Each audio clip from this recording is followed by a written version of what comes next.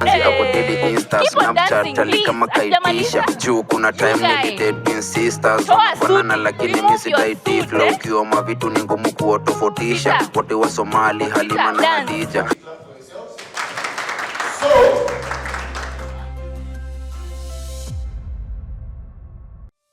Thing. So if we can dive right into our program for today, we have a presentation from Mr. Joseph Oduor. So Leaders for Leaders Champion is a community-led based organization which is anchored on dignity, equality, justice, and active citizenry for its people with its people. Takes pride in meaningful involvement for good governance, just leadership, and accountability. Take into consideration the inclusion of youths, women, and people with special needs.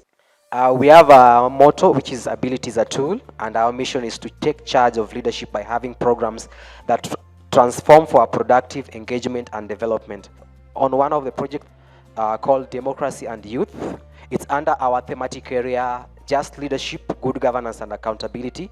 We have two thematic areas, that is just leadership, good governance, and accountability, and our second thematic area is on SDG implementation and the new urban agenda. The objective of this project were four. One is to ignite youth positive attitudinal change towards democratic process. Second one, understand the perception of youth on democratic governance process in the country. Third one, build proactive and responsive advocates of democracy. Fourth one, kickstart meaningful involvement of youths in democratic governance and pledge commitment to it. So this fourth one, we are doing a campaign under this democracy and youth participation, and it's called I Pledge. And we have managed recruiting 200 brand ambassadors in Kisumu County with a target of 2,000, and also to upscale it to the nationwide. Thank you so much for listening, and I hope we will vote our just leaders without being bribed, but with the dignity and integrity. So if we can carry on to the next presenter, Madam Gladys Njeri. I am here courtesy of a program called Top 35 Under 35. We've realized so many young people are taking part in advocacy, yeah? So due to this, Youth Agenda came up with a program called Top 35 Under 35, and it seeks to provide young people with an equal platform to showcase their creativity and innovation on national platforms. So Top 35 Under 35, it identifies, recognizes, and awards young people, and the awards take place during the International Youth Day, which is on August 12th. So we're looking at exemplary youth innovations from local young people. With this innovative initiative that they are running, it must have been running for 6 months. So these are some of the success stories. We've had some of the awardees appointed in 2023. Yeah. And also, what have the awardees done beyond the awards? We tend to follow up with every awardee, what they are doing and how they are faring on beyond there, and are they accessing these national platforms that we envision them to get to. So it involves connecting them with incubation hubs, which are industry specific, and major investment opportunities and pathways to bring their creations to market. But there's a lot that is happening in our space, especially the grassroots. Even here in Nairobi, we have the slum areas or the popular settlement areas where we have different people with ability and talents, but some of them are not able to get that opportunity to apply because either they didn't receive the information. I tend to think the people in the informal settlements and in the rural areas have a better chance of having innovative initiatives compared to people in urban areas, and that's why compared to the applications we receive, these people are the most. And then how do we access them? Like right now when the call is going on, there's someone, our previous awardee who is from that area, that person is still spreading the gospel to those people. Thank you, Gladys, for that presentation.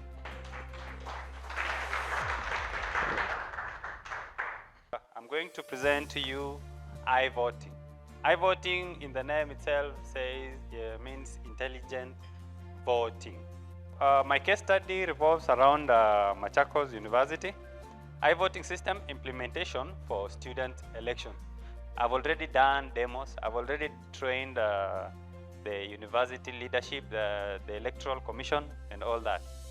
We've partnered with Machakos University for the last 7 years right now. I-voting is a secure online voting platform accessible via web and USSD, promoting inclusive participation for youth, women, people with disabilities, while encouraging civic engagement and electoral reforms. Appreciation of democracy, practice, and inclusive participation with the use of technology.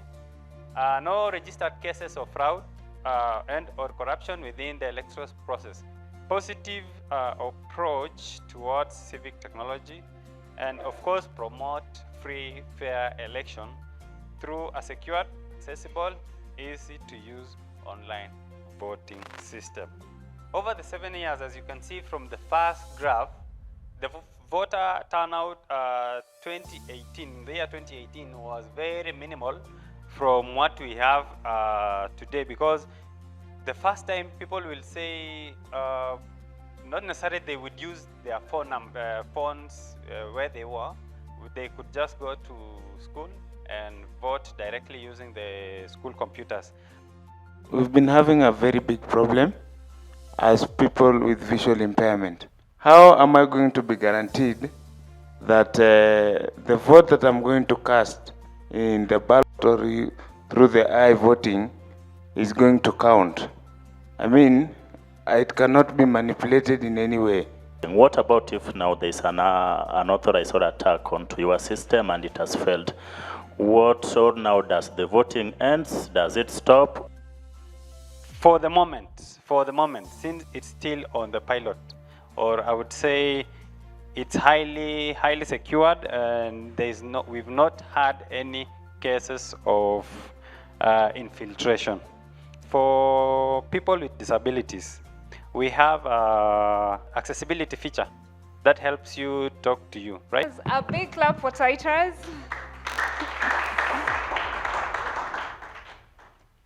So we'll have the next presentation from Brian Muchema. It's important to recognize that climate change is a justice issue, because I would like us to focus on social inequality as the umbrella to climate injustice.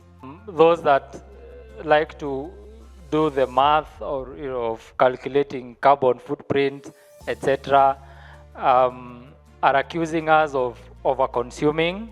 If one is a polluter and they are asked to pay, what exactly should they pay for?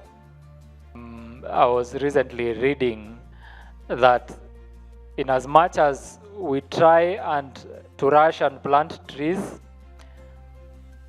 those trees in areas that are prone to gases such as methane, they absorb the methane and a heat wave will come, and methane is is volatile. They just catch fire, and then you have fires. So the damage is already done.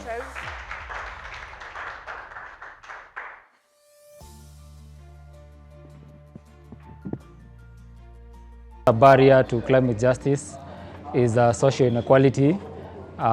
This is exacerbated by issues of market forces and political interests that are lay more on the laissez-faire way of doing things.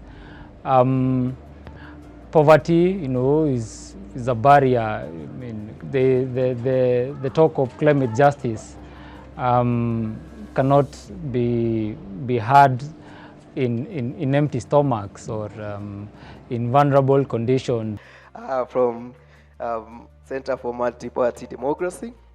And the second one will be Diana Kasakal from Speak Up Africa. How many are with us? That's nice. At least I know that we are continuing in one voice. We are a political parties membership-based organization. So mainly what that means is we work with political parties that have representation in both the National Assembly and the county assemblies. Some of our programs entail youth development. And for the youth development programs, we have policy dialogue forums that we also run. Our biggest dialogue platform, of course, I know most people here are aware of, the People Dialogue Festival. and with regards to also ensuring that the youth are stepping up to these spaces to participate, and not just to participate, but to also contribute to discussions or conversations that are of public interest. Compared to our parents, we are the generation that's mostly on the digital spaces. But then also compared to our parents, we're the generation that's barely noticing changes politically. Biggest problems, and also the fact that the elder generation hasn't created a space for the younger generation to take in this stuff, because you undermine them, they get undermined, they feel like, okay, our perception or our ideas they don't hold any water. So then it makes the younger generation be like, I'll deal with it when I get older. We have seen people being arrested just because of posting a tweet. What alternatives can young people like I use? What are some of these remedies that I, as a young person, can seek when I am under such threats? So I can say the social media space in itself, we can actually use that as one of the tools that we can leverage on to ensure that we are reaching out as the young people for justice. But I think for Kenyans, I think it works, because it helps us call out our leaders without being traced outrightly. We know the theme, you can't have rule of law, you can't have democracy without equality. Our society for the longest time has really favored, the male gender over the women, in as much as we've done a whole lot to make sure that, we're achieving the 2/3 gender principle, which came up in 2010, I think, which we started implementing in 2010. A lot still needs to be done in that space, obviously. My presentation is about digital tools in democracy, making tech future-proof, and aligning tech with democracy. There is the importance of digital tools in democracy. Number one is enhancing transparency and public scrutiny. Then we have the trends in digital democracy. We have AI integration in decision-making. All of us knows about things like ChatGPT. These are language models.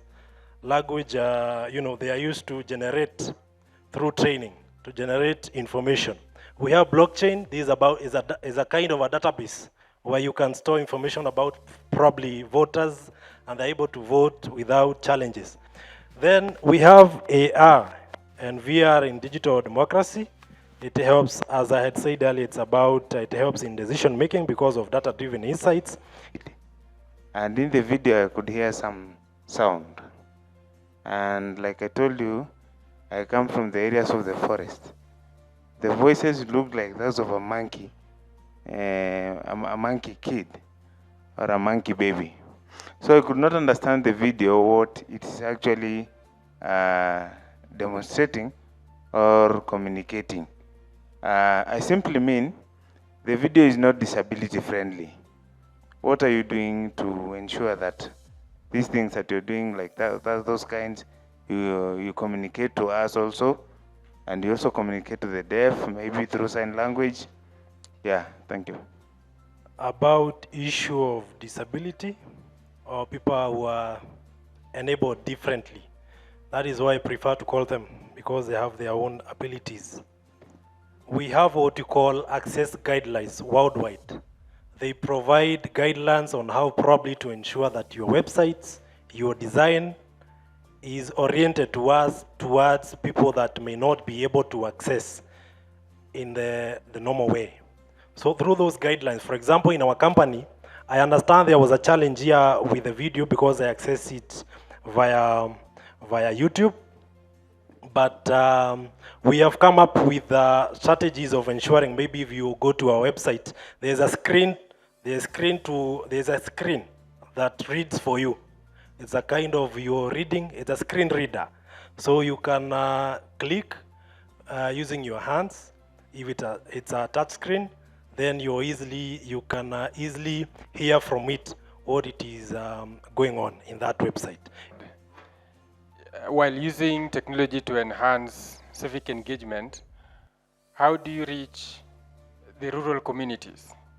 In Kenya, for instance, 70% of the population is in the rural, and many may not have access to smartphones.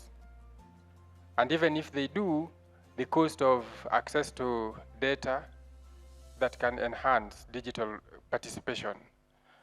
So does digital participation then can lead to a situation where you leave those who are not in the digitally connected behind? Things like digital divide, I believe the government is trying, and I will talk from a technological perspective. We have anyone who knows Starlink? Starlink? Great. Starlink is a company from X. It's they are siblings. They are corporate siblings with X. Their previous Twitter is a company owned by Elon Musk. It's enabling people even in rural areas to access the internet. Where the sea cables, I believe most of you understood that there was an internet issues because we had internet sea cables zilikuwa zimekatika. But with Starlink, now you are able to access it with cloud. Although it's in beginning stages, so it's a bit expensive. For example, a Starlink package, the minimum would be 6,500. I understand that is a challenge, but there is what we call the cloud. Through Starlink, you are able to access the internet even in the rural areas. So we can ensure that that the voices of young people are heard, perspectives are valued, and Africa's now youth leaders are actively engaged in shaping in policies that drive the inclusive and sustainable development. Our third call to action is in supporting Africans' youth freedom of expression. We respectfully urge you to prioritize the support of and protection of African youth freedom of expression, from a bustling classroom to a bustling streets. Let Africans youth speak their minds by safeguarding their rights to express their thoughts, ideas, and concerns.